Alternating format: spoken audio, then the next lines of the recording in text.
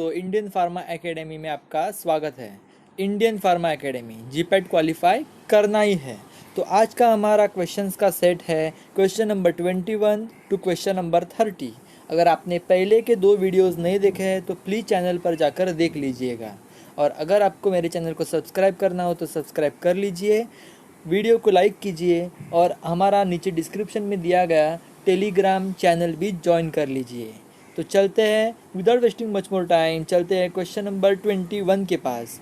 In flame photometry the flame temperature is attained by acetylene, hydrogen, propane या फिर all. तो इसका answer है गाइज ऑल, क्योंकि यहाँ पे एसिटाइलिन भी यूज़ किया जाता है, हाइड्रोजन भी यूज़ करते हैं और प्रोपेन भी जो है वो फ्लेम टेम्परेचर एडजस्ट करने के लिए यूज़ किया जाता है। तो let's move towards the 22 question. Tesla is a unit to express frequency, pressure, voltage या फिर मैग्नेटिक स्ट्रेंथ। ये गाइज कोई डिफ़िकल्ट क्वेश्चन तो है नहीं, क्योंकि टेस्ला हम लोग ने 12th स्टैंडर्ड में भी पढ़ा था कि Tesla is a unit of magnetic strength. जो कि मैग्नेट के स्ट्रेंथ होता है वो हम लोग टेस्ला में काउंट करते हैं। सो इसका आंसर है magnetic strength. Let's move towards the 23rd question.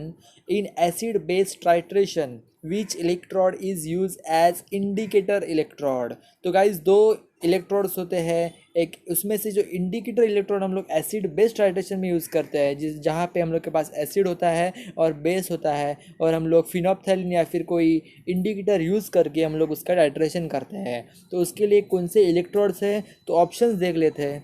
Platinum, glass, mercury और सिल्वर। तो गाइज इसका आंसर है ग्लास इलेक्ट्रोड।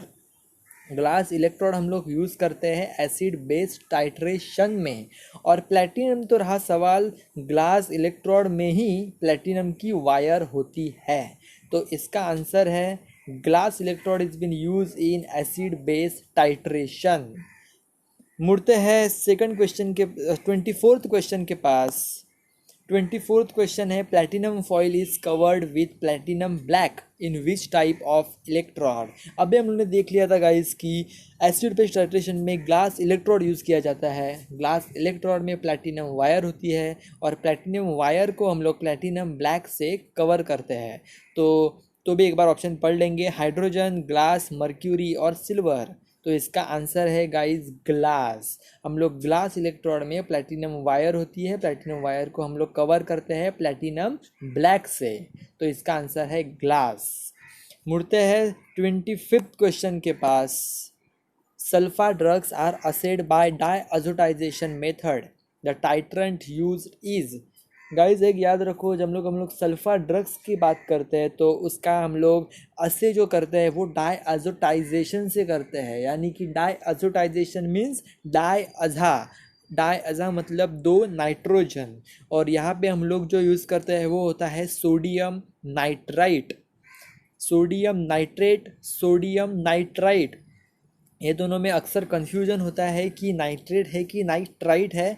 पर याद रखिए दोस्तों, जब भी हम लोग डायअज़ोटाइजेशन से असे करेंगे सल्फा ड्रग्स का तो आंसर आएगा सोडियम नाइट्राइट। सोडियम नाइट्राइट आएगा, सोडियम नाइट्रेट नहीं। चलते हैं 26th क्वेश्चन के पास। 26th क्वेश्चन है a drug lacking vasodilator properties but useful in angina is. ये बहुत इंपॉर्टेंट क्वेश्चन है गाइस, क्वेश्चन को समझना इंपॉर्टेंट है कि यहाँ पे बोला है वैसोडाइलेटर प्रॉपर्टीज उसमें नहीं है, पर तो भी वो अंजाइना पेक्टोरिस जो कि सीवियर चेस्ट पेन से कैरेक्टराइज किया जाता है उसमें यूज़ करते हैं। तो देख लेते हैं ऑप्शंस क्या है। आइसोसोर्बाइट डाइनाइट्रेट, मेटोप्रोलॉल, निफेडिपाइन और नाइट्रोग्लिसरीन। तो आइसोसोर्बाइट डाइनाइट्रेट एक जो है वो वैसोडाइलेशन कॉज करता है। मेटोप्रोलॉल जो है वो एक बीटा ब्लॉकर है। निफेडिपाइन कैल्शियम चैनल ब्लॉकर्स है, और नाइट्रोग्लिसरीन भी सेम एज आइसोसोर्बाइट डाइनाइट्रेट है जो कि एंजाइना पेक्टोरिस में यूज़ करते हैं फॉर वैसोडाइलेशन। पर यहाँ पे बोला है कि वैसोडाइलेटर प्रॉपर्टी उसमें नहीं है तो भी वो एंजाइना पेक्टोरिस में यूज़ करते हैं। तो इसका आंसर है गाइस बीटा ब्लॉकर्स, और बीटा ब्लॉकर्स मीन्स मेटोप्रोलॉल।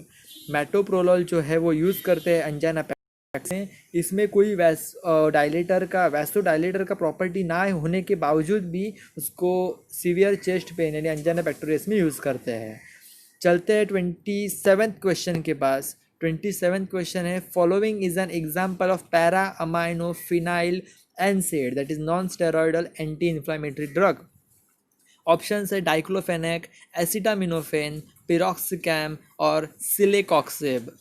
तो गाइस सबसे पहले यहाँ पे समझना इम्पोर्टेंट है कि यहाँ पे एक ऑप्शन ऐसा छुपा बैठा है जिसका जो कॉमन नेम है या फिर मोर पॉपुलर नेम जो है वो हम लोग यहाँ पे नहीं दिए गए हैं। मतलब एसिटामिनोफेन को एक पॉपुलर नाम है जिससे हम लोग उसको जानते हैं, वो है पैरासीटामोल। अगर यहाँ पे पैरासीटामोल होता तो यहाँ पे पैरासीटामोल और पैरा अमाइनोफिनाइल को हम लोग को रिलेट करते और बोलते कि ये पैरा है अमाइनो और ये पैरासीटामोल है, तो इसका आंसर ये होगा। तो जानबूझकर यहाँ पे पैरासीटामोल नहीं लिखा गया है, यहाँ पे एसिटामिनोफेन लिखा गया है, तो भी इसका आंसर चेंज नहीं होगा। पैरा अमाइनोफिनाइल एनसेड है, एसिटामिनोफेन मतलब पैरासीटामोल, तो इसका आंसर है B, acetaminophen. Let's move towards 28th question. Which of the following is phase 2 drug metabolizing reaction?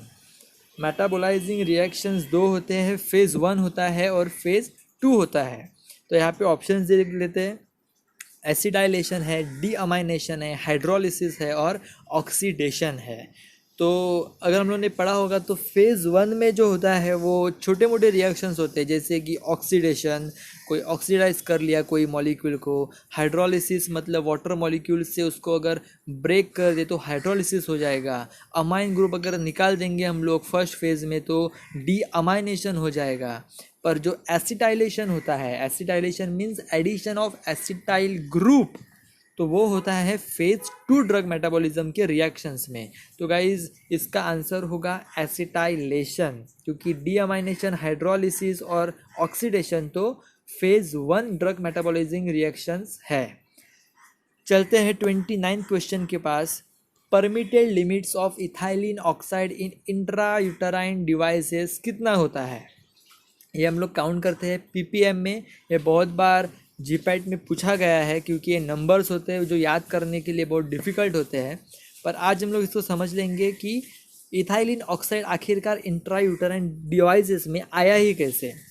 तो इथाइलिन ऑक्साइड आपको सबको पता रहेगा कि स्टरिलाइज करने के लिए जो इंट्रायूटराइन डिवाइस जो होते हैं उनको स्टरिलाइज करने के लिए हम लोग गैस यूज़ करते हैं जो कि है इथाइलिन ऑक्साइड। और इथाइलिन ऑक्साइड जब हम लोग यूज़ करते हैं स्टरिलाइज करने के लिए तो थोड़े अमाउंट पर स्टरिलाइज होने के बावजूद भी वो इथाइलिन ऑक्साइड वहाँ पे सेटल हो जाता है, जो कि निकालना पॉसिबल नहीं होता है। पर एक गाइडलाइंस दी गई है गाइस कि अगर इंट्रायूटराइन डिवाइसेस पे इतने पीपीएम का अगर इथाइलिन ऑक्साइड रहा भी तो भी उसका कोई प्रॉब्लम नहीं होगा। तो इसका आंसर है गाइस 10 पीपीएम। अगर 10 पार्ट्स पर मिलियन हम लोग इथाइलिन ऑक्साइड वहाँ पे रहने भी देते हैं इंट्रायूटराइन डिवाइसेस पे तो भी उसका कोई प्रॉब्लम नहीं होगा guys. Let's move towards the last question of this video, जो कि है 30th क्वेश्चन, क्योंकि हम लोगों ने यहाँ पे अभी 10 क्वेश्चन सॉल्व किया 21 to 30। 30th क्वेश्चन है कि permitted limit of ethylene oxide in surgical material shells कितना है? सर्जिकल मटेरियल शेल्स जो होते हैं उनके लिए भी स्टरिलाइज करना बहुत इंपॉर्टेंट होता है, इसलिए वहाँ पे भी इथाइलिन ऑक्साइड आएगा। और वहाँ पर भी इथाइलिन ऑक्साइड आने के बाद उसका भी अगर वहाँ पे कुछ ट्रेसेस रह जाते हैं इथाइलिन ऑक्साइड के तो वो भी चल जाते हैं। पर इंट्रायूटराइन डिवाइसेस में हम लोग को 10 ppm चलता है और सर्जिकल मटेरियल शेल्स में हम लोग को 15 ppm भी चलता है। मतलब अगर 15 ppm भी इथाइलिन ऑक्साइड वहाँ पे रह जाता है स्टरिलाइज होने के बावजूद तो वो चल जाएगा। तो दैट्स ऑल गाइज, ये है हमारा 21 to 30 क्वेश्चन एक्सप्लेनेशन के साथ वीडियोस आपको बनाए हुए। अगर आपको ऐसे ही वीडियो चाहिए तो मेरे चैनल को सब्सक्राइब कीजिए। टेलीग्राम चैनल नीचे डिस्क्रिप्शन में दिया है, उसको ज्वाइन कर लीजिए, वीडियो को लाइक कर दीजिए, क्योंकि we belongs to Indian pharma academy. Indian pharma academy GPAT qualify करना ही है।